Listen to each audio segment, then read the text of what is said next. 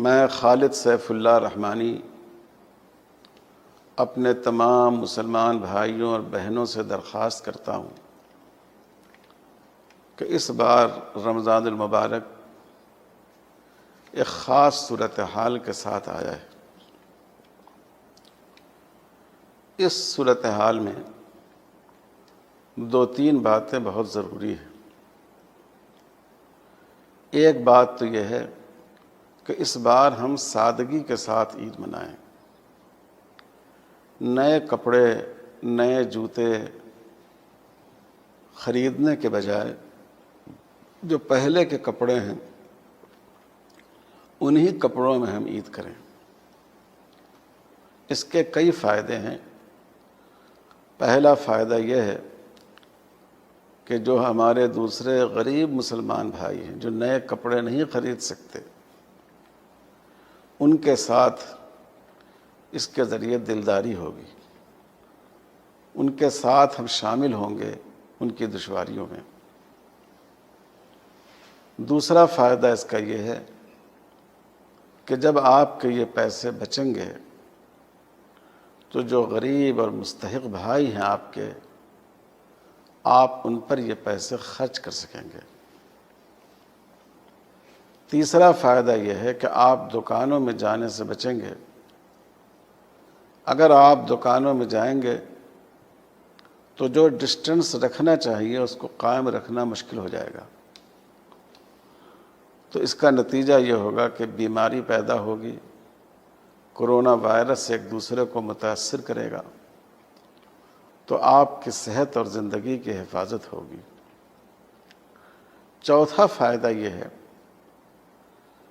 کہ ہوگا یہ کہ کپڑے اور سامان تو دوسرے بھائیوں کے بکیں گے، لیکن میڈیا والے پورا الزام آپ کے سر لگائیں گے، جیسا کہ آپ نے ابھی مرکز نظام الدین کے سلسلے میں پروپیگنڈا دیکھا، اور کہا جائے گا کہ مسلمانوں کے دکانوں پر بھیڑ لگانے کی وجہ سے کورونا کے مریض بڑھے ہیں۔ اس لیے میں آپ حضرات سے دردمندانہ درخواست کرتا ہوں کہ آپ اپنی خواہش کو دباتے ہوئے، آپ اپنی چاہت کو قربان کرتے ہوئے اس بار سادگی کے ساتھ عید منائیں۔ دوسری بات یہ عرض کرنی ہے کہ دینی مدارس یہ ہماری شہر رگ ہے۔ ملت کا دینی وجود مدارس کے دم سے قائم ہے۔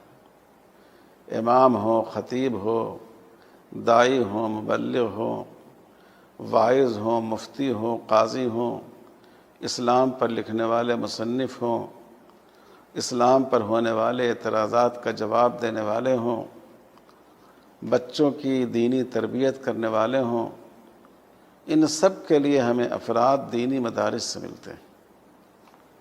اور اس لاک ڈاؤن کی وجہ سے مدارس کے سفراء، مدارس کے نمائندے جو مختلف تاجروں تک پہنچتے تھے، مختلف شہروں کو جاتے تھے، وہ بالکل بند کر رہ گئے ہیں۔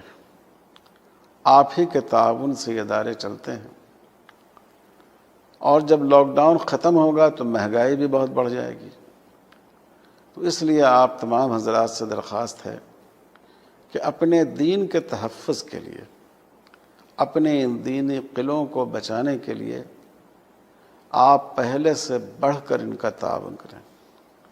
جو تعاون آپ پہلے کیا کرتے تھے اس تعاون میں اضافہ کرنے کی کوشش کریں۔ بھلے ہی آپ نے اپنے سماج کے غریب بھائیوں کی مدد کی اور کرنی چاہیے، لیکن اس کی وجہ سے مدرسوں کے حصوں کو کم نہ کریں۔ آپ کے لیے یہ بھی گنجائش ہے کہ آپ چاہیں تو آئندہ سال کی زکوٰۃ میں سے ان کو پیسے دیں، اور آئندہ سال کی زکوٰۃ میں آپ اس کا حساب کر لیں۔ تیسری بات جو اسی سے متعلق ہے وہ یہ ہے کہ ہمارے بہت سے بھائیوں نے عمرے کا ارادہ کیا تھا، بلکہ پیسے بھی بھر دیے تھے۔ بہت سے لوگوں نے حج کا ارادہ کیا تھا۔ اللہ ان کو آئندہ عمرے اور حج سے نوازیں۔ لیکن اس سال رمضان المبارک کے عمرے کا کوئی امکان نہیں ہے۔ اور شاید اس سال بظاہر باہر کے حجاج، سعودی عرب سے باہر کے حجاج بھی حرمین شریفین نہیں جا سکے۔ اللہ تعالیٰ اس صورتحال کو جلد دور فرمائے۔ لیکن یہ جو آپ کے عمرے کے پیسے تھے، حج نفل کی اگر آپ نے نیت کی ہو، تو اس کے جو پیسے ہیں، ان پیسوں کو آپ مدارس اسلامیہ کی مدد پر خرچ کیجئے۔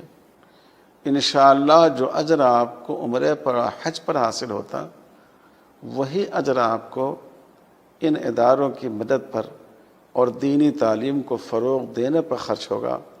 یہ مدارس ہوں گے تو معاشرے میں دین زندہ ہوگا، اور جب دین زندہ ہوگا تو عمرے بھی ہوں گے اور حج بھی ہوں گے۔ تو آپ ضرور ہماری اس اپیل پر دھیان دیں۔ سادگی کے ساتھ عید منانی ہے، مدارس کے تعاون کو بڑھانا ہے، اور جو آپ نے عمرے اور نفل حج کا ارادہ کیا ہو، ان پیسوں کو اس کار خیر میں خرچ کرنا ہے۔ اللہ تعالی ہم سب کو اس کی توفیق عطا فرمائے۔